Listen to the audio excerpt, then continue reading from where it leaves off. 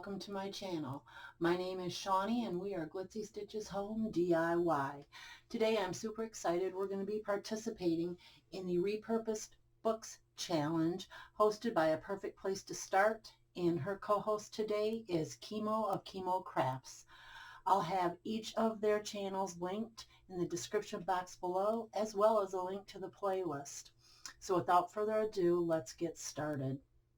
Today we're going to be making a gnome hat out of book pages. And what I've done is I've taken a funnel right out of our garage, just like so, that's used to change oil on the lawn tractor and things like that. And I've taken about 6 book pages and I've cut them down to the words on each side, as well as 3 lines down. Okay, and we've taken one book page, cut it into a triangle, and I rolled it, and we're going to be dipping it in Mod Podge and water. The Mod Podge and water has a paper mache effect, and it really works great. Okay, and I've taken our page, our one single page, cut it into a triangle. I rolled it, I dipped it in the Mod Podge, and for time purposes I went ahead and I put it on, and it is resting on an ornament hanger, so to dry. Okay, and what you want to do, it's super simple, and the biggest tedious part about this is the drying time. Okay, you want to take one strip of your paper just like so, dip it in your Mod Podge and water mixture, and there's no ratio to this, guys, just when it looks like milk. And you just want to simply, it'll adhere very easily. And with this, guys, you want to keep going in the same direction so your seams aren't all over the place. Otherwise, if you want it to have that shabby chic look, you can absolutely, I would turn it, actually every strip that I put on, I would rotate. So then you'll get that shabby chic effect. Now we are going to have to go ahead and go around and cover that seam, but this just makes it to where there's only like one seam to cover and not a whole bunch of them. Okay, just like so. Very, very simple project. And it adheres so well to the cone because the cone is paper also. So it just adheres so well. And you can use any book for this that you want to. Any book will work. So I would not use a large print though. That's the only thing. I wouldn't use a large print book, guys, on this. See how easy that's going on? Just so nice.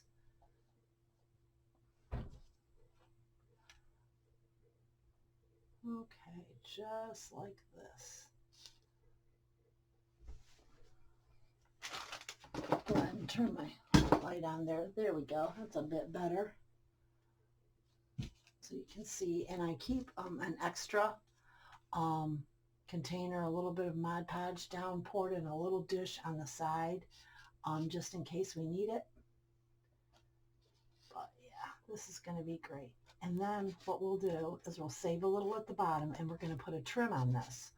Okay, so I'm going to go ahead and turn this. And can you see, guys, how I had that resting just like that? Now this will stay soft for a while. So, okay, I'm going to go ahead and turn it so I can work with it here. I've been book cutting. I started about 2 years ago. So when this challenge came up, I was very, very excited. I've made gifts for family and friends, and I will include those in my thumbnail. Super, super excited about doing that. It's so much fun to create. It takes a lot of time. So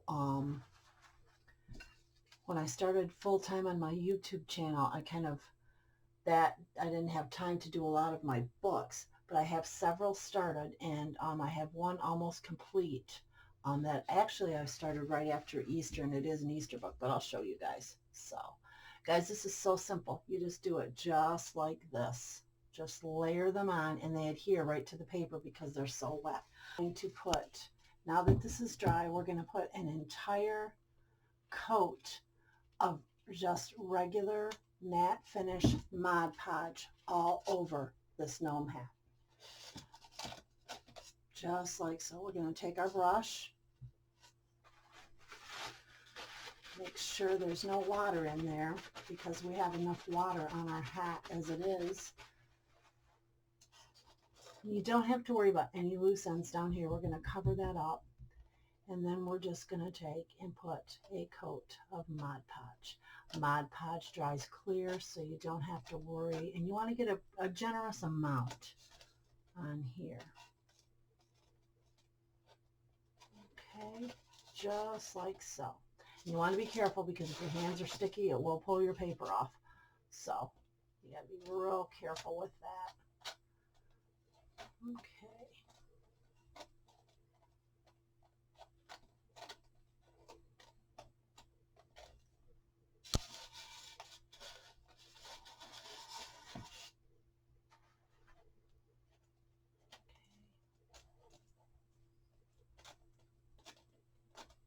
Just like so.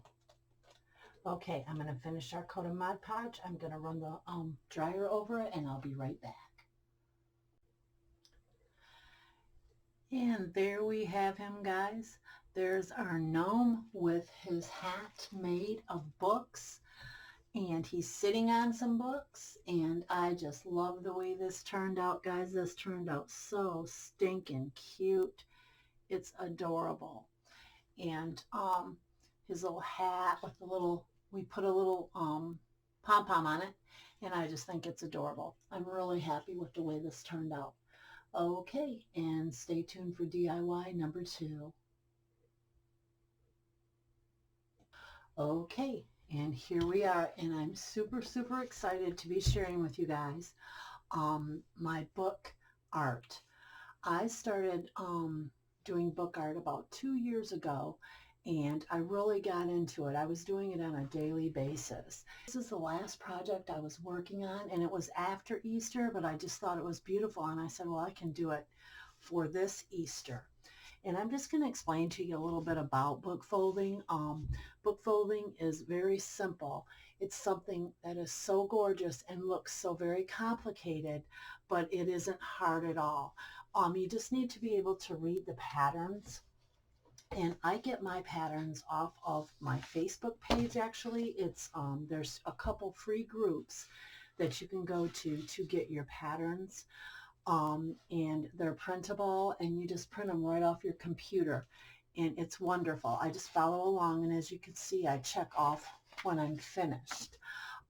This particular, like I said, it isn't Easter. It says Happy Easter. I don't know if you can see that.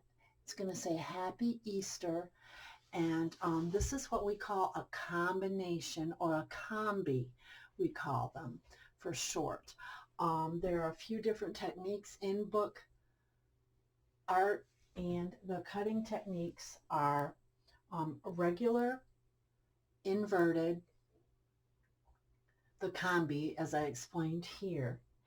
And also you have a 180 fold, and the 180 fold is literally folding the page up and then doing your work. Okay, it's pretty easy to mark your pages. You need a real good ruler. I prefer the see-through rulers, but this is the one I have on hand right now, so I'll use this. When I do my 180s, I generally go up about an inch into the page, maybe actually even a half of an inch. I'm sorry. I haven't done this in a minute. Probably about a half an inch, and you fold it up, and then again you do your work. But how we start with our book folding, and the book foldings are generally done in centimeters, not inches. So I didn't mean to confuse you there. You use the inches if you're going into the page, but generally they're done with centimeters. Okay, so my next move here, and you'll need a good pencil too. I always use a mechanical pencil. And a lot of the times when you're first starting out your books, you'll want something to hold it. And what I use to do that is I just simply take a rubber band and put around it, a large rubber band. Oh, okay. So what we want to do is I am on, and a lot of times, guys, they'll skip, like this is 303, 305, and literally you want to, let me show you here. Okay, see how it says 316 and you have 317? You just keep going with the flow.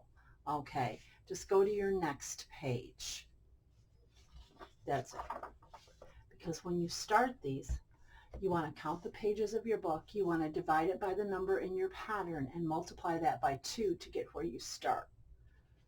Okay, so we are on number 311, and see how it says 1.3, and you just simply go like this, guys. You just simply go and mark.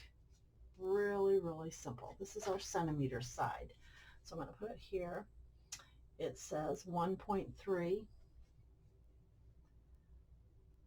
Okay. So 1.3 centimeters, and you got your little lines here. So literally 1, you get to your 1, and you go 1, 2, 3 over. Just like that. Your next one is 1.9. So you have your 3, 4, 5, 6, 7, 8. You know your 9's right next to your 2. So right there. Okay. And then you have 3.9. So you go to your 3 and then you go to your 9 right here. Literally, it's all about the little marks, guys. And let me show you this. Because we're doing a combination, what we're going to do first is you want to fold your corners. Okay. So with that very first 1.3, you want to take the corner of your page to that line. And sometimes it's tedious, guys, because it's small. You want to take that to that line just like that. Just like that in your little corner. See? See that, guys?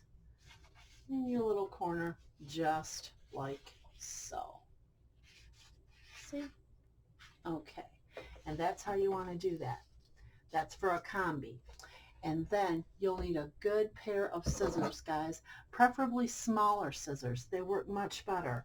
I have a smaller pair than this that I use just for this, but for time purposes, I'll just show you this. And you just want to cut about 1 inch. I actually have my other scissors marked. You want to cut about, I don't think it's any more than 1 inch in. There you go. Just like that. Okay. And then for this mark, again, you want to try to keep them even so you're just about there. There we go. Okay. Now, for the combi effect, what we're going to do is you want your egg to be the prominent thing. You want an egg shape. So if you did not want that egg shape, you would do this, and it would just look like it was etched in the page. And that is a standard book fold right there. It looked like it was etched in the page itself. But what we want to do here, since we're doing it, and you would fold that to the right. What we want to do, since we're doing that and we're doing a combi, we're going to do, you're just going to fold this in like this and just press it. Okay. And this is where you're going to use a little bit of the glue. This is the Elmer's glue. And you want to place your stick right here and just do that, and there you go. This is going to keep your edges nice and sharp, okay, and it's going to keep them down for you, and your book is going to lay better. Let me show you. Okay, just like so. All right, just like that, guys. Okay, and I wanted to show this to you guys, just a quick little tutorial there. And I want to thank A Perfect Place to Start and Chemo of Chemo Crafts for hosting and co-hosting this challenge today. Again, I'll have all of their information in the description box below. Thank you so much for being with me today. If you like this video, give me a great big thumbs up, and I would certainly appreciate it if you would subscribe to my channel. That would be so awesome. Hit that notification bell next to your subscription, and you'll be notified each and every time I upload new content. As well as the playlist. The links are down below in my description box. Okay, guys, thank you so very much, and you have a blessed day. Bye.